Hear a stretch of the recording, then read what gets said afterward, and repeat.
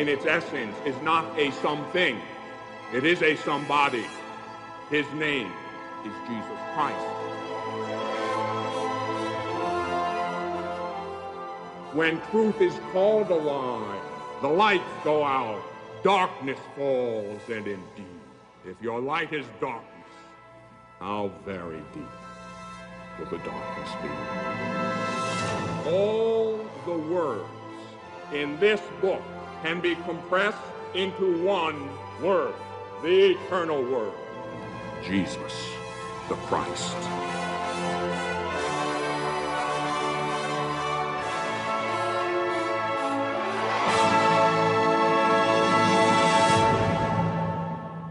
A society should facilitate the good of humanity. A society should facilitate the true ends of humanity, which are union with God, sanctity, holiness. That's what society should do. We have become so divorced from that reality, we scarcely think about it. But your society should help you get to heaven. But if your society is helping you go to the other place, there's something very wrong with society. And a society is made up of people, people like you and me. We have to take our Christianity, our Catholicism, to society, and as a leaven, raise it up, as salt, preserve it and give it some taste, as light, show the way in the darkness.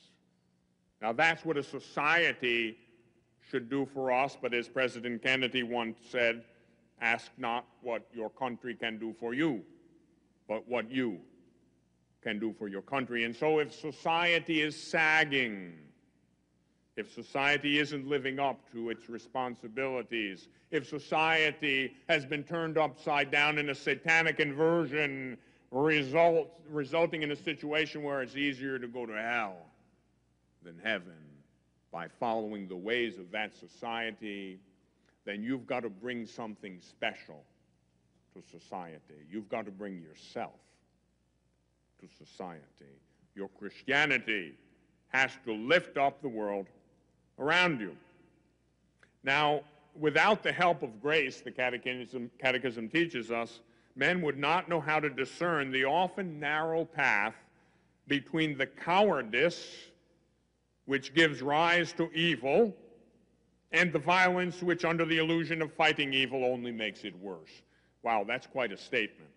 Number 1889. This is very important. We've got to stop here and look at this. Without the help of grace, men would not know how to discern the often narrow path between the cowardice, what an ugly word, the cowardice which gives in to evil, and the violence which, under the illusion of fighting evil, only makes it worse. Cowardice means running from a fight. Now, St. Paul said we got to run the race to the finish line. We've got to fight the good fight. There are a lot of moral fights that need to be fought in this society, in every society, and in every age in history. We happen to live in the best of times and the worst of times. We live in a day that's the best of times because great saints will come out of this day and age. Why? Because they are the worst of times, decadent. We have the value of 2,000 years of Christianity. That's a lot. We have technology. We have a certain level of affluence, great blessings. But in spite of all that, we've gone backwards. This country is less Christian and hence less human than it was 30, 40, 50 years ago. In my own lifetime, there's a tremendous difference from when I was a boy and today. A tremendous difference. Now, we are not to throw up our hands and quit. We have to fight the good fight. God's grace helps us to know what to do. We talked about virtue this morning. I'll give you an example. Yes, we cannot be cowardly. We cannot abandon ship. We cannot let our country sink under the weight of its own iniquity. We're called to be faithful to society, to our country, to the state, to the county, the city, to our family most of all. And when things go badly, we don't abandon ship. We stay there and we defend the ship. What's an example of that? Abortion. You know, it keeps coming up over and over again, but it's the most obvious example. We could use pornography, we could use euthanasia, we could use dishonesty, we could use all kinds of examples. But we'll use the things that have become the law of the land because of a gross lack of rationality. We can no longer recognize the truth. And so outrages like abortion and partial birth abortion become the law of the land. And woe unto you if you try to interfere. People end up in jail for that. Let me tell you what happens to a society that makes disvalues its values. When it calls lies the truth and the truth a lie, when it takes the good and casts it down as though it were evil and exalts evil as though it were good, what happens to a society like that? It begins to unravel, fall apart. That's your country and mine. And we are not to let it go to an untimely death. We are to raise our voice, first of all, before the tabernacle, and secondly, before the media. That's the order to get things done. The spiritual first, and then the temporal. Then you have power to get things done in the temporal order. Now, yes, we can't be cowards. Yes, we must defend the truth. Yes, we have to cry out against these things, but it says, and the violence which under the illusion of fighting evil only makes it worse. I was in Florida a couple years ago preaching for a few months, and at that time, a good friend of mine was the priest in charge of the pro-life office in the Diocese of Pensacola, Tallahassee. 2 doctors performing abortions were murdered down there in that city. You know about that. Well, this is what it means. Yes, we are not to be cowardly. Yes, we are to stand up for the truth. However, the violence which under the illusion of fighting evil only makes it worse. You can never do evil imagining that some good will come out of it. And so God's grace has to give us the light to know how to proceed. You don't want to make it worse. You want to improve it. And that takes discernment. That takes God's grace. Now, this is the path of charity. That is the path of the love of God and of neighbor. Charity is the greatest social commandment. It respects others and their rights. It requires the practice of justice, and it alone makes us capable of that justice. Charity inspires a life of self-giving. As Jesus said, whoever seeks to gain his life will lose it, but whoever loses his life will preserve it. And remember what charity is. The theological virtue by which we love God above all things for his own sake, and we love our neighbor as ourselves for love of God. Now, if we have love, if we bring that love to society, what's behind it all? A driving force that desires what God desires. What's that? That all men be saved and come to the knowledge of the truth. If I bring God's love to society, even when my neighbor spits on me, disagrees with me, punches me in the face, imprisons me, executes me, I've got to love him. I've got to love him the whole way in the hopes that I might love him into the kingdom. And so charity, love, self-sacrificing love. You never need to be reminded what it is, and you don't like wordy definitions.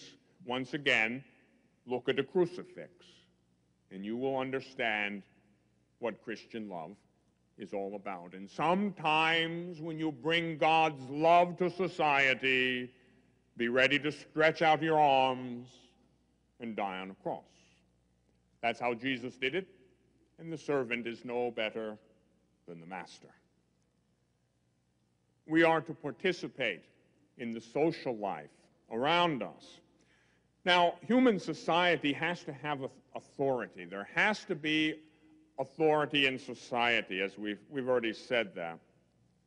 Some people have to be invested with legitimate authority to preserve the institutions of society. By authority, the Catechism teaches us, is meant the quality by virtue of which persons or institutions make laws and give orders to men and expect obedience from them. Now, I am here going to make a very important digression. It's not really a digression, but I'm going to go into law a little bit here. What authentic law is. Because authority in society involves making laws. It means giving orders. It means establishing law which we expect that the members of society will follow. St. Thomas Aquinas, who is the universal doctor of the church, universal teacher of the church, reminds us in the Summa Theologiae, the first part of the second part, relative to the power of human law. This is very important. We should remember this. We should make this part of our understanding of what law is. St. Thomas says in so many words that just human laws derive through the natural law from the eternal and divine law. This is right out of the Summa. Hence, such laws bind a man in conscience. Unjust human laws do not bind in conscience, except to the extent that a man must endure some hardship rather than upset an established system of harmonized rule. In other words, there could be a law that's not the greatest in the world. For instance, a law could come out that, you have to put a special muffler on your car that costs $3,000 in order to comply with pollution laws. Well, you might think, oh, that's terrible. Well, yes, but in the interest of preserving harmony, you wouldn't stage the Boston Tea Party over that. Okay? Now, here's the punchline. But laws which are unjust because they directly contravene God's law are not only not binding, but a man is bound in conscience to disregard them, to oppose them, and to do whatever he can to have them revoked. That's the teaching on human law. That's St. Thomas Aquinas' teaching. And the church has basically accepted that teaching and taught that teaching throughout the ages. Laws such as abortion, they are to be opposed, and we have to do everything we can to revoke them. Why? Is it law? It is not law. It is the violation of law. We call it a law, but is it in fact a law? Does it derive from the eternal law, the divine law, as reflected in the natural law? Not at all. It's directly opposed to that. Therefore, it is not law, properly speaking. I could say all of a sudden, as has been said in history, all right, call in the troops here. Anyone in here who's bald or has gray hair will be taken out and shot right now. And I'd have to go at the front of the line and lead us out there. Would that be law, authentically speaking? No way. Why? Because it's not rooted in the divine law as manifested through the natural law. That's not law. That's the violation of law. And so it is with things like abortion. It's just not authentic law. The day is apt to come when, for being good Christians, we are accused of being anarchists or disturbers of the peace, as the king who cited the prophet Elijah on the road one day said, "Is that you, O disturber of the peace?" You see, Elijah had been telling the truth. But that wasn't good for the king, because the king wasn't on the side of truth. And so he called the one who was trying to preserve the peace a disturber of the peace. So the authority required by the moral order derives from God. Okay? And we are to be subject to legitimate authority. It is immoral to go against legitimate authority. Now, you can't come up with a bunch of excuses and say, well, this is just an immoral government and therefore I won't obey anything. I won't obey the speed limit, the traffic laws, I won't pay my taxes, this, that, and the other thing. Well, you've got to be real careful with that, because remember that it is God himself who establishes legitimate civil authority in society.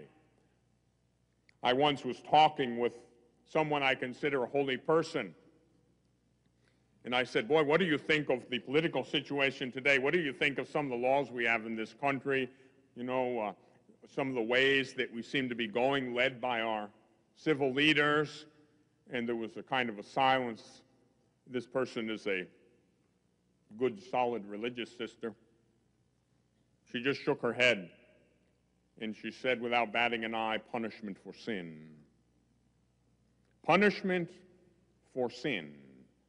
You look back to the Old Testament, and you see what happened to the people when they strayed from God, when they didn't obey him, when they weren't faithful.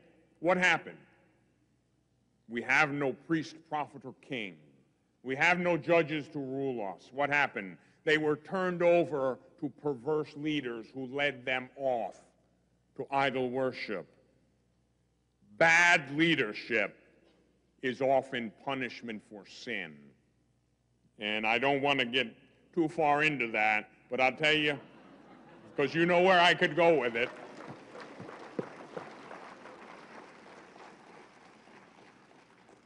And so let's just try to convert ourselves, and that way we cut down on sin, and God will give us what we need. So, the duty of obedience, though. We do need to obey legitimate authority, whether civil or ecclesiastical, all legitimate authority. The common good is something we have to be concerned about. By common good, the Catechism tells us, that's to be understood the sum total of social conditions which allow people, either as groups or as individuals, to reach their fulfillment more fully and easily. The common good concerns the life of all. It calls for prudence from each, and even more from those who exercise the office of authority. Now, the common good consists of three essential elements. First, the common good presupposes respect for the person as such. In the name of the common good, public authorities are bound to respect the fundamental and inalienable rights of the human person. Individual human persons have a dignity that must be respected. One of those inalienable rights is the right to life, from the first moment of conception to the last moments of natural life. And so we have to respect these rights. We have to be able, given the ability to fulfill our vocation as human persons, to become the presence of Christ in the world. Now, secondly, the common good requires the social well-being and development of the group itself. Development is the epitome of all social duties. And so human beings have to be given the possibility to develop, and that happens by just basics, really, to start with: food, clothing, shelter, education, work, the benefits of culture. When millions of people are denied even the basics of life, when millions of people have to live in abject poverty without even the most rudimentary basic thing, that's a terrible state of affairs, and it reflects upon all of society. When those haunting images come into your living room through the television of people not only in this country but in Africa or Asia, starving children, emaciated, people dying from who knows what diseases in India, in Africa, Bosnia. If that doesn't bother you, there's something wrong with you. That had better move us into action. I am my brother's keeper. And so long as one human being on the face of the earth doesn't have the basics which they should have in accord with his human dignity, his dignity as a person, that reflects poorly on me. I thank God I don't have money anymore, because if I did, I know that I would not sleep as well at night, because I would be wondering who I should give it to next. I'll tell you, there are a lot of people that starve to death, that don't have basic medical care in this country as well as other countries. I have to be concerned about that. We have to participate in the work of society, the life of society. First of all, we take charge of the areas which we have access to. Our family. You know, being able to care for your family and educate your family, that is important participation in the work and life of society. You contribute greatly. The ones who contribute most to societies are moms and dads. Now, priests and religious contribute to society too in their own way, but generally speaking, mom and dad contribute more to society through the education of their children, the formation, especially moral and spiritual formation of their children, than anyone else. That's the main building block, the family, of any society. And that's under attack. And you know it very well. You know better than I do. And we have to respond with generosity, with charity, with hope, with faith, with every good thing. As far as possible, we should take part in public life. You know, we live in a democratic country. Now, November's coming. You know what happens in November. We vote. Now, some may say, well, it won't do any good. They're all crooks. Why vote for any of them? I've heard that a lot. And, you know, in a way, to be a politician today, you have to be a master of compromise and subtlety and sometimes even deception. Well, I'm not fond of politics, but politics is important. And, of course, if you wish to put it this way, as some of my acquaintances do, well, you know, he's the lesser of two evils, whoever he may be. Well, we do what we can do. It's important. You know, Padre Pio, you know who he was. He was a holy man with the stigmata living in Italy. He went to great lengths to go to vote. Every time elections came around, boy, they had to load Padre Pio in a car and take him to the polling place because he insisted on voting. Now, this man could not be accused of being concerned with worldly things. He was as much above secular pursuits. He was a totally spiritual man, taken up in the paschal mystery of Christ, had his stigmata 50 years. You know, a man who Pope John Paul II kissed the ground next to his tomb. That's what he thought of him.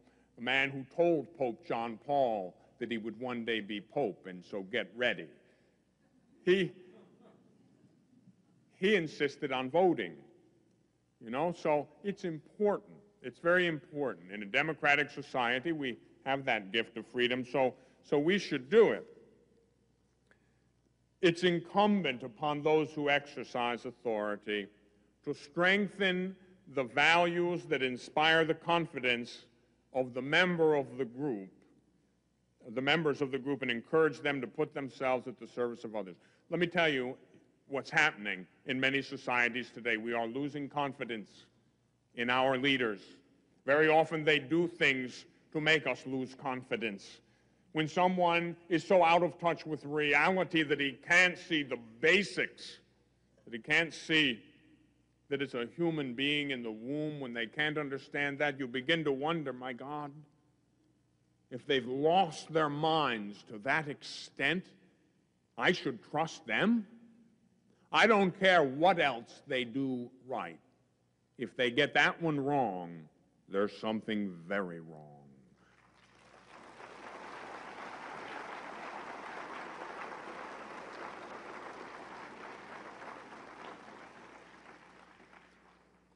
As I was preparing the notes for this class. It was this past week. It was on the memorial of the martyrdom of St. John the Baptist. Now, you know St. John the Baptist is my patron saint. And so I was meditating that day and preparing the notes, and as I was putting these notes in my computer, reading the catechism, praying, I always do this, by the way, in the presence of the Blessed Sacrament. I take a small monstrance from my chapel, and I put it in a place over my computer, and I do this work in the presence of Jesus, in the Blessed Sacrament. And so as I was thinking about this and meditating, I had two things on my mind. One, this class, but also the day, the liturgical day, was the memorial of the martyrdom of St. John the Baptist. And I couldn't help making a certain connection between the two, because, you know, I read the readings, as you did, those mass readings for the martyrdom of John the Baptist. Well, those readings are, some of them, are common to both the solemnity of the birth of John the Baptist, June 24th, and his martyrdom. They come from the book of the prophet Jeremiah. Well, you remember what happened in the Gospel. The Gospel of Mark recounted that Herod had ordered John arrested, chained and imprisoned on account of Herodias, the wife of his brother Philip, whom he had married. Now, that was because John had told Herod, it is not right for you to live with your brother's wife. It is not right for you to murder the most innocent. It is not right to have dens of iniquity in the midst of our society. It is not right to subject our children to pornographic influences. It is not right to do this, that, and so many other things. John said it is not right that you live in adultery. And so he was arrested, thrown in chains. Well, you know the rest of the story. You know how Herodias wanted his head on a platter, and she got it. Well, you recall now the words of the prophet Jeremiah. You recall these words, and you note the similarity between John the Baptist and Christ, and between Christ and every one of us. Jeremiah says, the word of the Lord came to me thus. Before I formed you in the womb, I knew you. Before he formed you in the womb, he knew you. Before you were born, I dedicated you, a prophet to the nations. I appointed you, every one of you. Ah, Lord God, I said, I know not how to speak. I am too young, or you may say I am too old, or too sick, or too uneducated, or too timid, or too frightened. To whomever I send you, you shall go. If I send you to kings and presidents, you shall go. If I send you to congresses and senates, you shall go. If I send you to the United Nations, you shall go. Whatever I command you, you shall speak. If I command you to say that abortion is murder, you shall speak it. And if I command you to speak words that defend the innocent, you shall speak them, whether born and unborn in the womb or about to die in old age. If I command you to speak those words in defense of the innocent, you shall speak them. If I command you to denounce the evils of the time, you shall denounce them. Have no fear before them, because I am with you to deliver you, says the Lord. If God is for us, who can be against us? And then the Lord extended his hand and touched my mouth, saying, I place my words in your mouth. This day I set you over nations and kingdoms, no matter how great those nations may be, no matter how grand those kingdoms may be, remembering that the crowns rise and the crowns fall and roll in the dust. But the Lord goes on, and the truth goes on, the same yesterday, today, and forever. I set you over nations and kingdoms. to root up and to tear down, to destroy and to demolish. Why? Because that which is rotten must fall. That which is decadent must be rooted up, torn down, destroyed, and demolished. And to build up and to plant. To build upon the rock who is Christ. To build your house on solid rock, that the winds and the storms of time will not sweep it away, not to build your house on the shifting sands of the mere personal opinions of any age or any culture. To build and to plant. But do you gird your loins? Stand up and tell them all that I command you. Be not crushed on their account, as though I would leave you crushed before them.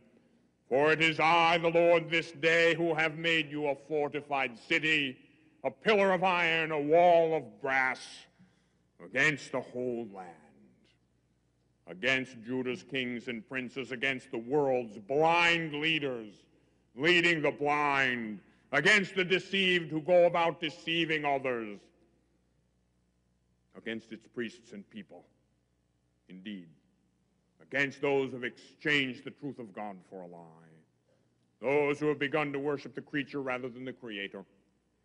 They will fight against you, but not prevail over you. For I am with you to deliver you, says the Lord. My brothers and sisters, it is not a matter of indifference that God has inserted us into society to be the light of the world and the salt of the earth. Shine in the darkness.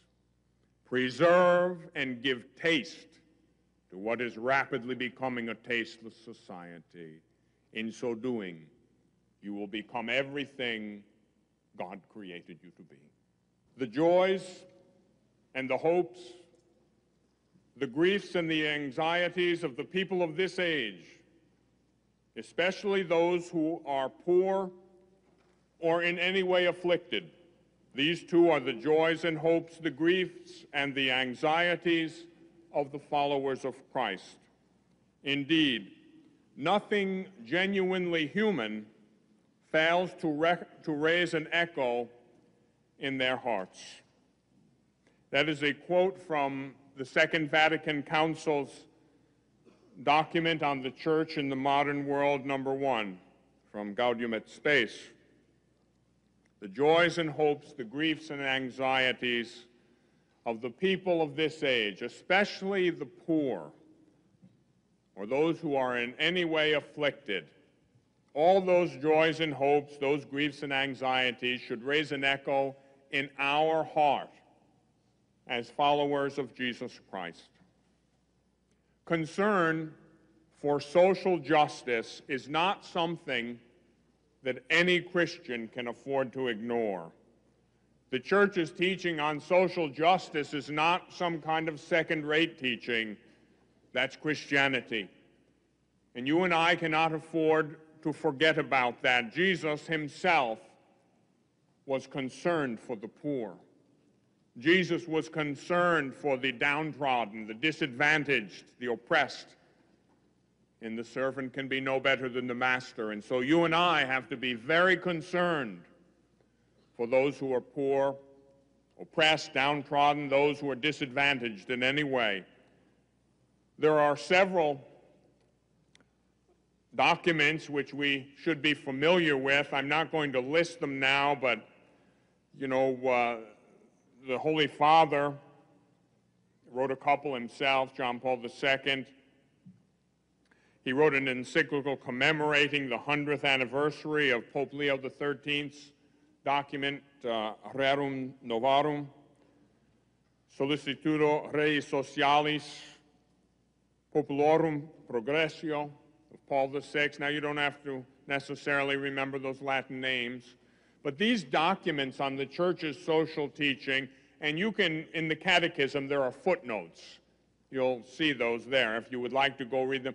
Society ensures social justice when it provides the conditions that allow associations or individuals to obtain what is their due, according to their nature and their vocation.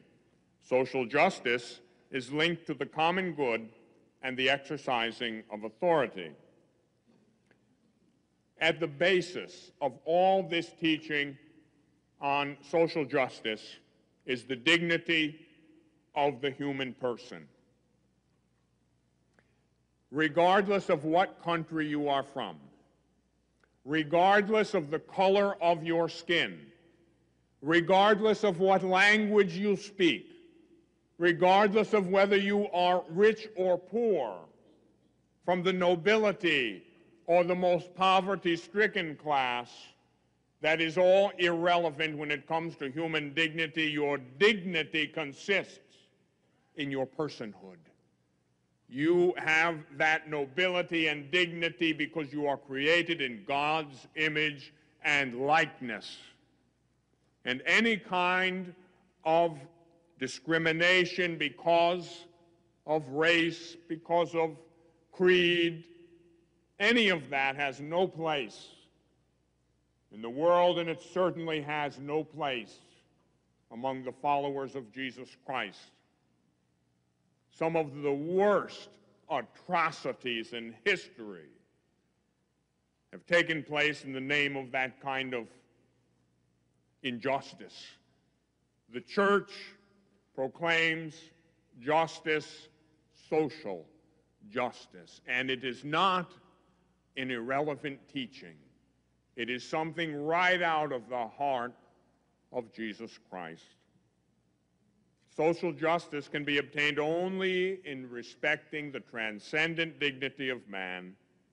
The person, the individual person, represents the ultimate end of society, which is ordered to him.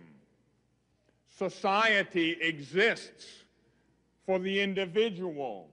Societies exist to help us to become who we are, to become fully actualized in our human and indeed our Christian potential. Respect for the human person, the Catechism teaches, entails respect for the rights that flow from his dignity as a person made in God's own image and likeness. These rights are prior to society. Number 1930, these rights are prior to society and must be recognized by it. They are the basis of the moral legitimacy of every authority.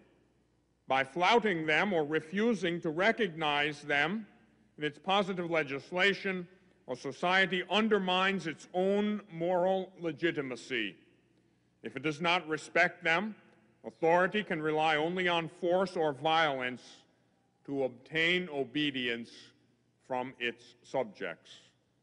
It is the Church's role to remind men of goodwill of these rights and to distinguish them from unwarranted or false claims. Respect for the human person proceeds by way of respect for the principle that everyone should look upon his neighbor without exception as another self, above all bearing in mind his life and the means necessary for living it with dignity. Respect for the human person. I have to look on you as another self. You know, if I'm to love you as I love myself, for love of God, I have to look at you as another self. When I look on the poor, I have to see myself in every poor man in the street. When I look on the hungry, the disadvantaged, the downtrodden, I have to see myself in his shoes if I love my neighbor as myself, out of love for God. Then I have to look at my neighbor as another self. This is Christianity, and we cannot evade the compelling responsibility to bring the love of Jesus Christ to all of our brothers and sisters, especially to those who are poor, to those that don't have the same advantages that we have. I tell you, I've traveled all over the world. I've been in a great many places in this world. We are very fortunate in this country. That's a blessing from God. We thank God that we live in such a country with such benefits.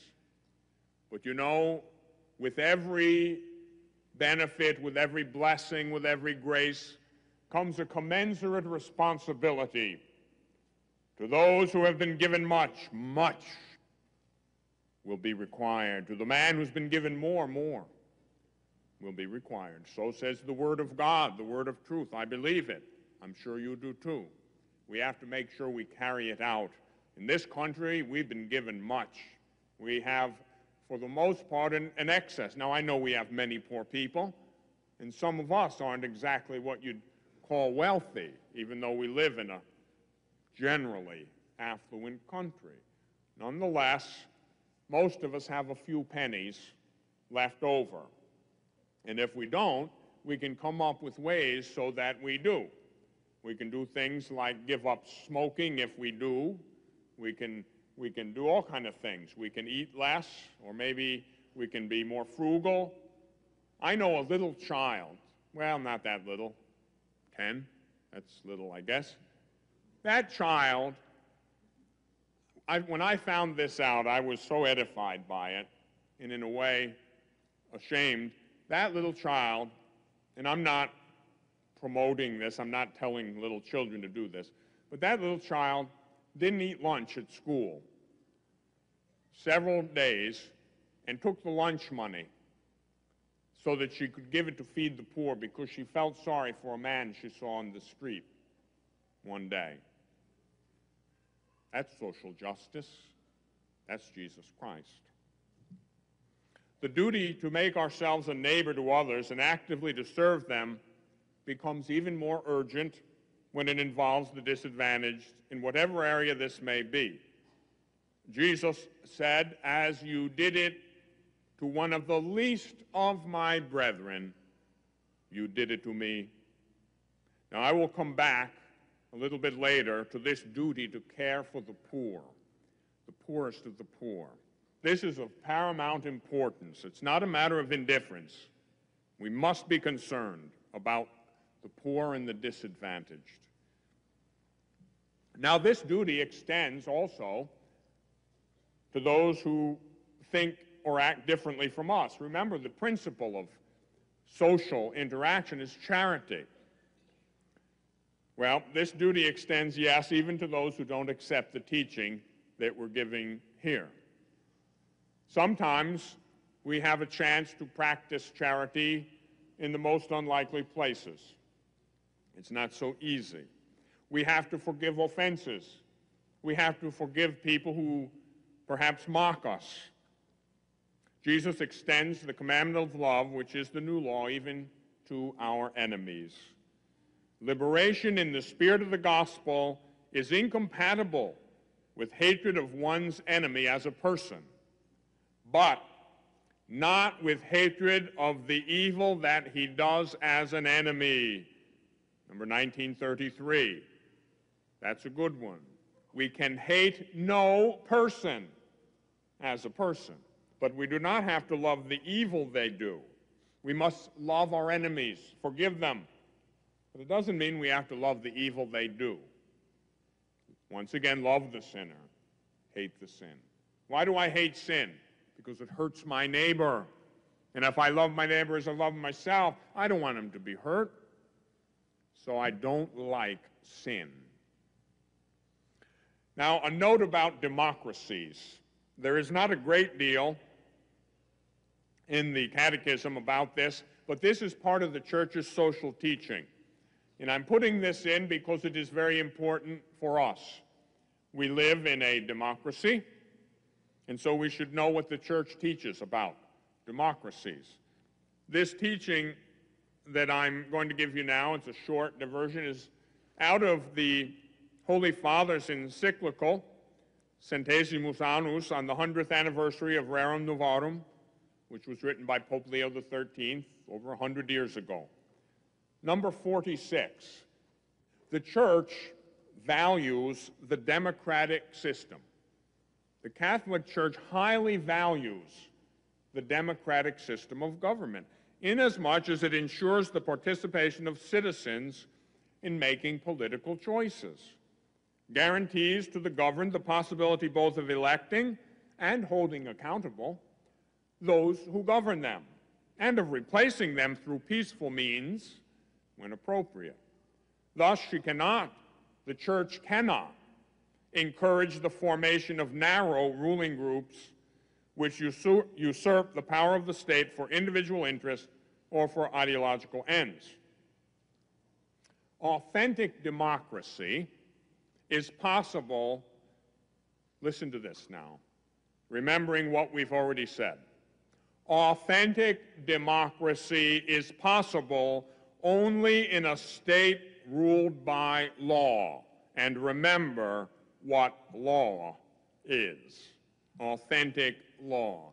Authentic democracy is possible only in a state ruled by law. Do you know who said that besides the Catholic Church? The founding fathers of this country. That's who said that. Authentic democracy is possible only when you have authentic law. And that means law which is in accord with the divine law as found in the natural law, that law written in the heart of man. And that's why laws such as a so-called right to an abortion are doing a great deal to unravel democracy, and democracy will not long survive in a country with those kind of, quote, laws. That's the beginning of totalitarianism. Authentic democracy is possible only in a state ruled by law on the basis of a correct conception of the human person. It requires that the necessary conditions be present for the advancement both of the individual through education, and we might add true education. Remember what education is. Education leads you more deeply into that which is real. Education leads you more deeply into that which is true. And if so-called education leads you away from the truth and away from the real and into a land of fantasy and that which is not true, not real, not good, not beautiful, that is not education. And I submit to you, today we have much that masquerades in the name of education that doesn't deserve that noble term. And so know the terms that we are talking about. Helps us to be formed in true ideals. Now, nowadays there's a tendency, and it's a very subtle and very dangerous tendency, to claim that agnosticism and skeptical relativism are the philosophy and the basic attitude which correspond to democratic forms of political life.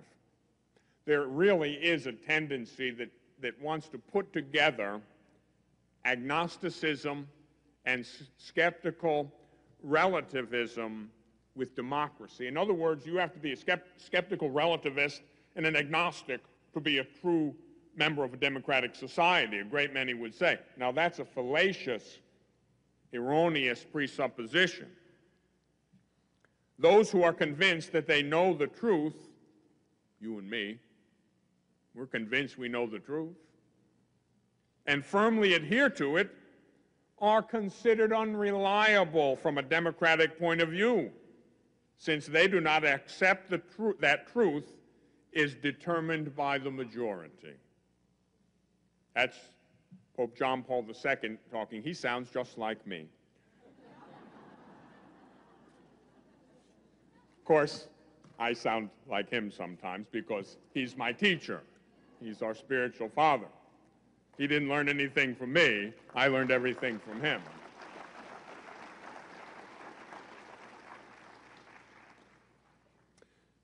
So, we are convinced we know the truth and we firmly adhere to it. And so we're considered to be unreliable as members of a democratic society. Why? Because we do not accept that truth is determined by the majority, democratic vote. Listen, Jesus Christ never intended that eternal truth be posited into existence by a consensus. The truth is what it is. And I don't care if 99.9% of citizens or Catholics vote that something that's true is a lie or that the lie is a truth, that won't change it. The truth is immutable. It's unchangeable because the truth is God himself.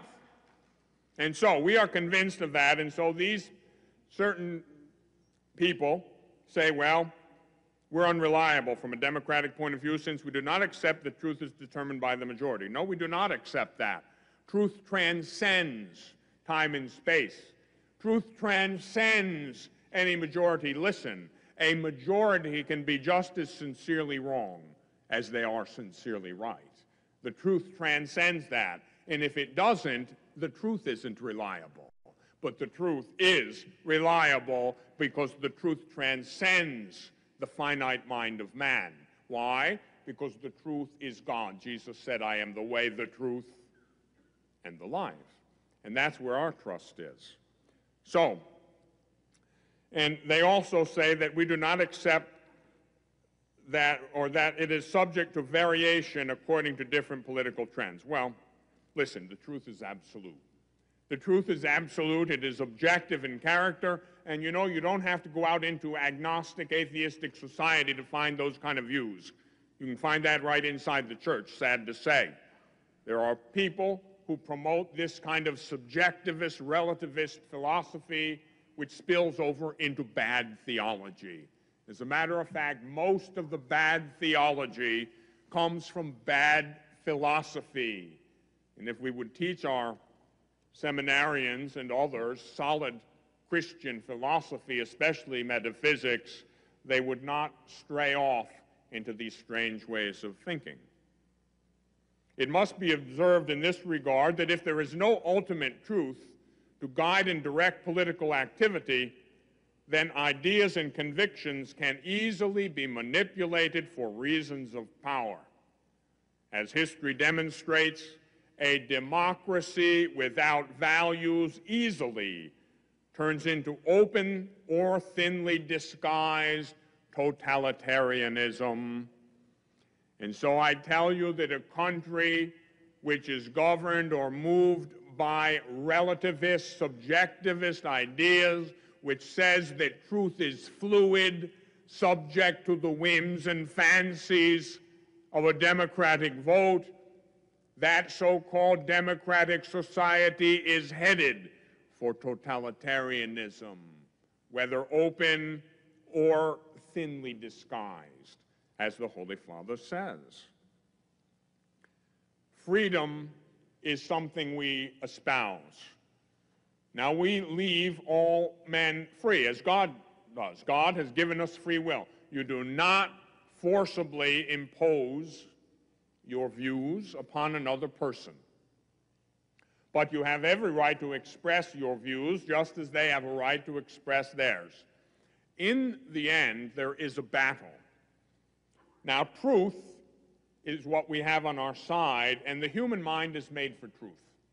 And so if you will put out the truth, especially by living it, but also by speaking it, people will naturally gravitate to that. Why? Because the human intellect is made for truth, and it can't rest until it rests in what is true.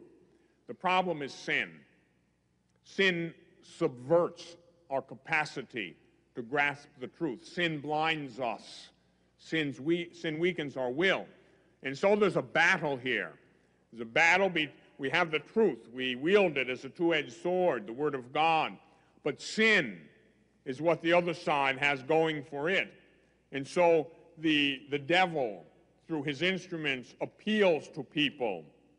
Oh, surely you don't think God cares if you go to Mass on Sunday or not? What does God care about your premarital sex? After all, if you have a meaningful relationship, so what? So what does God care about that? That's how the devil talks, lies. God cares because he loves us. And so, freedom, yes, but not license. Very often, freedom, or I should say license, masquerades as freedom. Very often in this country, this land of the free, that freedom is a specious kind of freedom, a false freedom. I can do whatever I want to do. No, you can't, but I'm free. Yes, you're morally free. Remember, a human being is more than anything a moral being with intellect and free will. And so, yes, we are free, free to do the good. You can choose where to go to dinner this evening. You can choose where to work. Freedom's very broad, but freedom has limits.